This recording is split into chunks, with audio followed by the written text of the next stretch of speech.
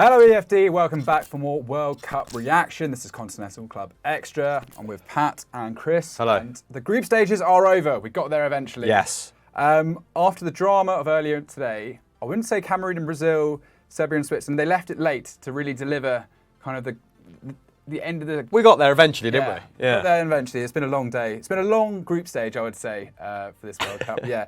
Chris, Cameroon, their chances of getting through to the next round look slim against Brazil. They hadn't beaten Brazil in a very long time. The last victory back in 2018 for Brazil, and Brazil never lost to an African side.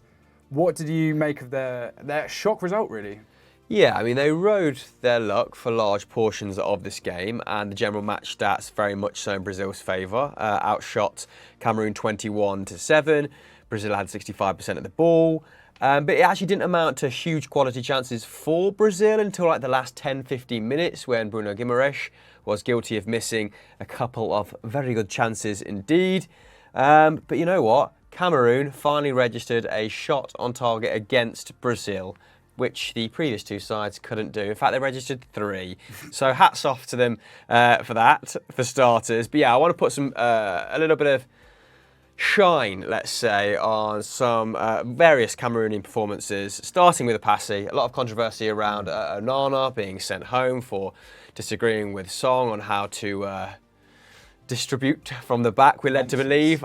I imagine there's other things in play there, and that's a little bit reductive because it does sound like nonsense. But yeah, Apassi, 29 years old, plays in the Saudi Pro League. That was only his 6th cap, I believe. And he gets his clean sheet against Brazil after conceding a hatful, I think it's 3 against Serbia. 6 saves in this game, a 75% pass accuracy, which I did note down. There we go. Just for Rigobert's Song.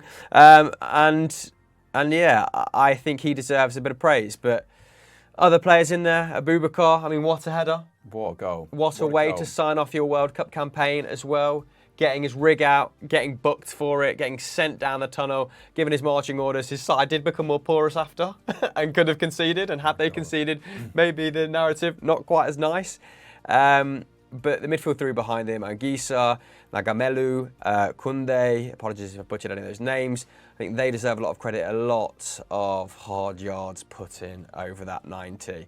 And they provided the front 3, who were the big names in this Cameroonian squad, with a platform to kind of express themselves in this game. And they were super competitive throughout. So yeah, a great way for them to sign off. Didn't quite make it through. But you know what? They've made Brazil look a little less invincible. So great for the rest of us. Yeah, absolutely. Brazil go through just 3 goals in the group stage, which actually, when you boil it down, isn't that impressive. But yeah, what a win for Cameroon. Aboubakar getting that red card. Shout out to Christopher Wu, by the way, 21-year-old centre-back at Rennes, being kept out of the side by Joe Rodon this season. But he had a great game, 6 clearances, 2 tackles, 2 interceptions. Not anymore. Yeah, Enzo Abossi as well, signed from Angers, from Udinese, €4 million. He looks like he's got a good future too. Pat, Brazil, Cheech will be slightly concerned with what he saw, because obviously he basically changed the entire team for this match. This is an opportunity for a lot of guys who came in, Dani Alves, Alex Telles, Bremer, Anthony, etc., to stamp their authority, maybe get a place in the last 16 squad. What do you think Cheech's takeaway will be after that performance? Probably that none of them have done that. I mean, look, I actually don't know how realistic any of their hopes were of getting into the first 11, to be honest. I think there are relatively few weak spots in that first 11.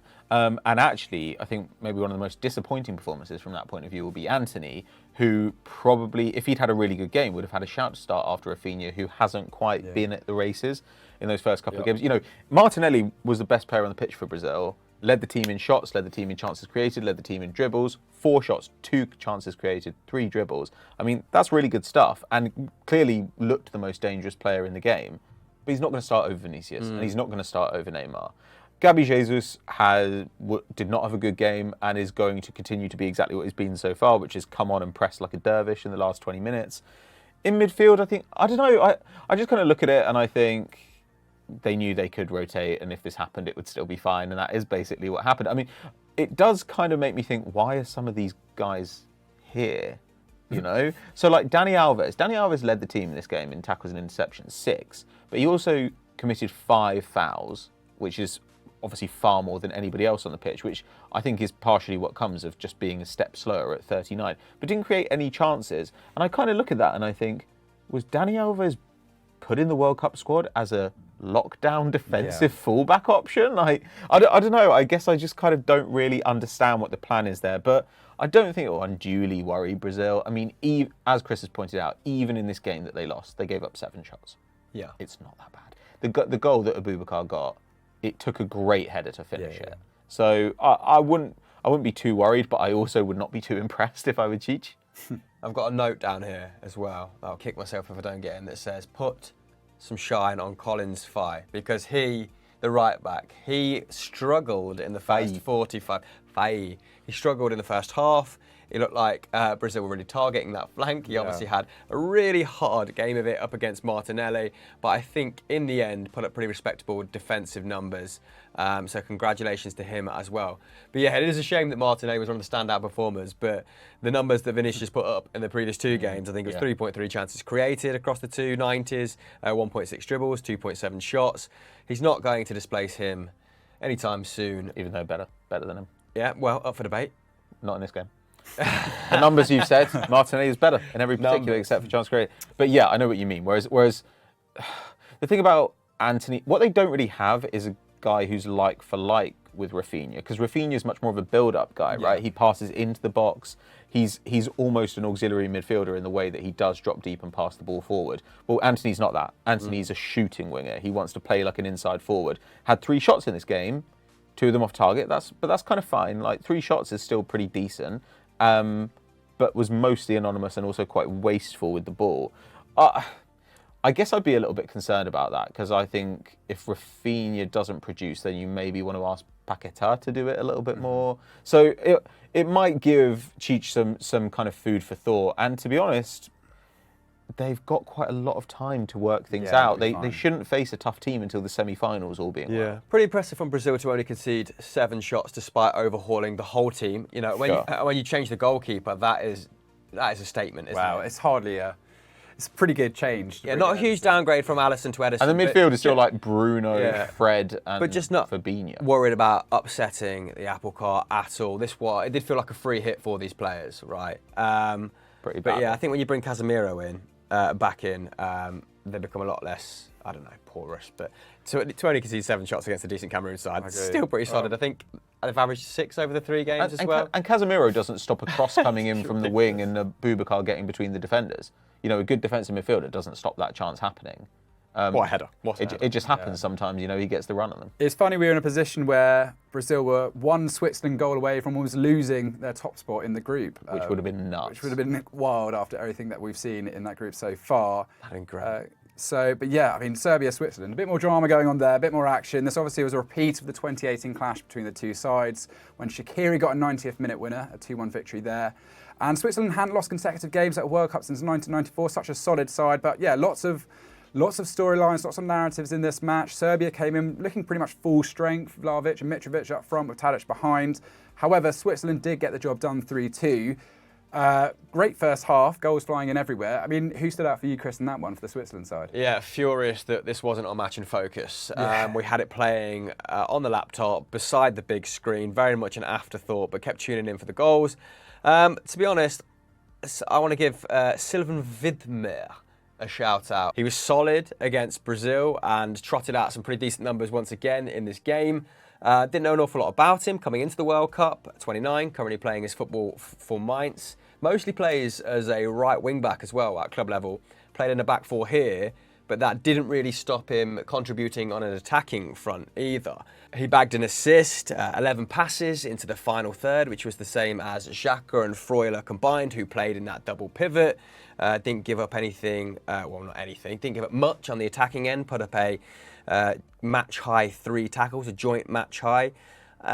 So great to see him sort of get his flowers after playing in Italy, after playing in Germany, extensive career in the Swiss top flight as well. So Yeah. Come to the fore. Stay tuned for him to feature many like top 10s about sort of undiscovered gems or whatever from this World Cup. But yeah, I have to say about Switzerland, I do think they just look better when Shaqiri's in that side. He brings a bit more experience and creativity there, and actually some well-worked goals by Switzerland in this match. Vargas, who I've struggled with in this tournament, producing an amazing assist for the Freuler second goal. But quickly, a few words on Serbia, another kind of dark horse team that have flopped a little bit at this World Cup, in all honesty. Yeah, they've been rubbish. I mean, genuinely, there's a guy who produces kind of XG versus XG against and does tiers. And in the top tier, you've got, England, France, Brazil, Argentina. In the next tier, you've got Spain, the Netherlands. But in the bottom tier, with Qatar, teams like that, Serbia. Serbia have not been good this tournament. In this game, they gave up nearly 3 XG against a Switzerland, which is not particularly blessed with attacking riches. But watching the match, it's that classic thing with Granit Xhaka, where at World Cups you see midfielders get a little bit of extra time, and Granit Xhaka is the kind of player who, when he gets that bit of extra time, always looks world class, because what he struggles with is being pressed. Serbia just weren't able to put a lot of pressure on him. And look, Tadic still created 5 chances in this game, and Mitrovic got a great goal, Vlahovic got a really great goal. But given that they had those weapons, they didn't really seem to have a plan for how they were going to supply them regularly. It seemed like it was crosses. I mean, that's 2 games in a row now they've given up a lead, isn't it? I mean, 3-1 up against Cameroon, 2-1 up in this game. They've let leads slip there, so really a bit of inexperience. And quite surprising, actually, because Stojkovic had them playing very well and had a really good record going into this tournament. So yeah, another team which I picked as a dark horse and has gone completely wrong. But anyway, that's Group H completed. We now have our last 16. I'll run through it quickly.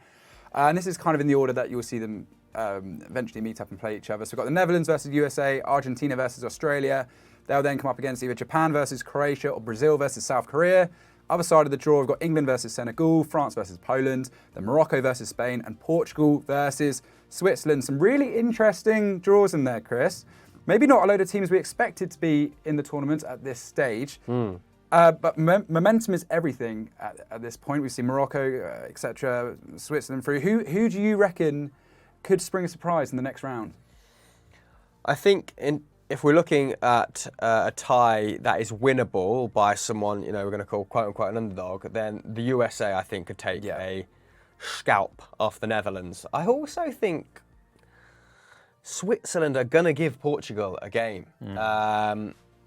And Japan-Croatia is going to be fascinating. So those 3, I think there's a lot of jeopardy in them. But yeah, I think the USA might catch the Netherlands cold. Haven't been particularly, impressed by them. They've been very functional, but struggled on an attacking front. And if Hakpo isn't at it, then I think they might struggle. Yeah, Pat, anything from you? Yeah, the Netherlands have been a really low shot volume team in this tournament so far, and I think they need to find a way to kind of unleash Depay. If you're going to put him in the side, then he at least should get you some shots.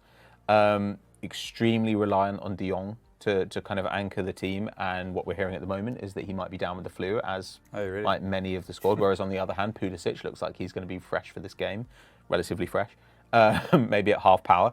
But I kind of agree. I think that that's the obvious tie you'd pick if you were talking about an upset. But on the other hand, the Netherlands backline is really, really strong. It's no result in that match would really surprise me, especially given the way that Berhalter has managed at this tournament so far, which I think has been highly impressive. Yeah. LVG does have some options in the squad. Can bring in Bergwijn, can bring in Frimpong, which I think would give them an extra attacking dimension. But I don't know, man. I mean, the rest of them, a lot of the winners in these games pick themselves. I think teams do have an opportunity here, though, to distinguish themselves a little bit. Yeah. So, for example, England so far have been pretty impressive, but I think Senegal is a different kind of test. And I think if England just rolls Senegal over, then my confidence in England really, really climbs. It goes up a lot. Whereas I think France versus Poland, I think that's easy for France. Yeah, it should I be. agree with you. I mean, not a single team won all 3 games in the group stage at this edition of the World Cup. That's the first time that's happened since the US in 1994.